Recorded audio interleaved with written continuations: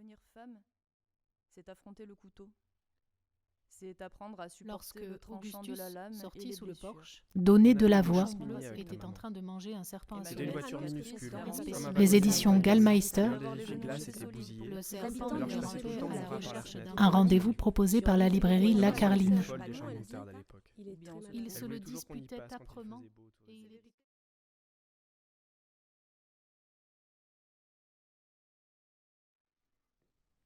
C'était un chaton maigre et sauvage, avec une queue qui semblait cassée et pendait de travers. Il rôdait dans les parages depuis plusieurs jours, bondissant comme un éclair ici et là, esquivant parfois la circulation, et Arthur essayait de l'attraper. Il avait installé une cage Havahart dans le jardin avec des anchois à l'intérieur en guise d'appât, mais le chaton, même s'il avait l'air de mourir de faim, s'en tenait à l'écart. Il restait là à regarder d'abord l'appât, puis Arthur et Hélène, mais rien ne pressait. Arthur avait beaucoup d'argent et de temps à gaspiller dans des trucs de ce genre quand il n'était pas assis devant sa télé grand écran à se passer des westerns, ou parfois à dormir. Il apporta sa tasse de café sur la causeuse où Hélène était assise à regarder dehors par le bow window. C'était une fin d'après-midi froide et venteuse avec un ciel nuageux sans soleil. Quelques voitures roulaient un peu plus loin sur la South Parkway. Hélène n'était pas encore passée au whisky. Pour l'instant, elle en était au vin rouge et elle tenait son verre à deux mains. Arthur s'assit à côté d'elle avec précaution. De la neige recouvrait le jardin d'une couche poudreuse et les minuscules flocons tournoyaient dans une brise glaciale. Arthur regarda les tourbillons de neige de l'autre côté de la rue. Mais ici, près d'Hélène, c'était douillet, et il se dit que peut-être aujourd'hui il arriverait à bander si seulement elle lui en donnait l'occasion. « J'ai l'impression qu'il nous sent, » dit-elle. Arthur but une gorgée de café et, comme Hélène, regarda le chaton. Il se répétait sans cesse qu'il devrait trouver quelque chose pour occuper un peu Hélène.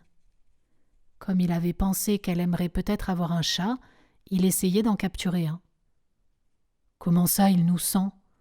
On est dedans et lui dehors, comment pourrait-il nous sentir ? » « Je ne dis pas qu'il nous sent dedans, gros bêta, je dis qu'il nous sent peut-être sur le piège. Notre odeur. » « Notre odeur ?» se demanda Arthur. Il admit que c'était possible. À peu près tout était possible, semblait-il. Même avoir 70 ans. Il avait acheté le piège avec sa carte American Express et sur le relevé du mois précédent, il avait encore remarqué des consommations au bar du Peabody. Apparemment, Hélène s'y rendait assez souvent ces derniers temps. Il insistait pour qu'elle rentre en taxi depuis qu'elle avait eu des ennuis avec la police. Parfois, elle le faisait. « Tu ne connais donc rien à la capture des animaux ?» lança-t-elle. « Non, » fit Arthur. « Mais je parie que tu t'y connais, toi. » Elle avait des bribes de savoir sur plein de choses. Elle pouvait discuter d'un tas de sujets, pouvait ainsi discourir abondamment sur les dysfonctionnements érectiles. Elle avait lu une brochure, et il pensait qu'elle avait également vu une émission de télé consacrée à ce sujet.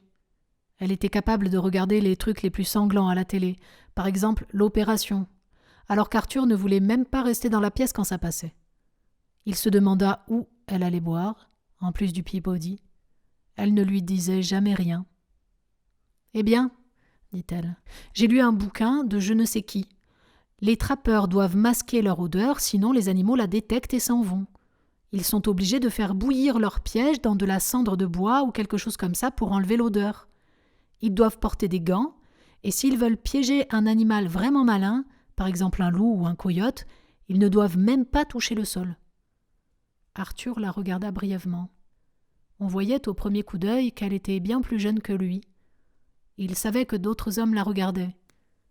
Il savait aussi, sans pouvoir le prouver autrement qu'en se cachant derrière les fougères du hall d'entrée du Peabody pour les pieds, qu'elle parlait à des hommes bizarres.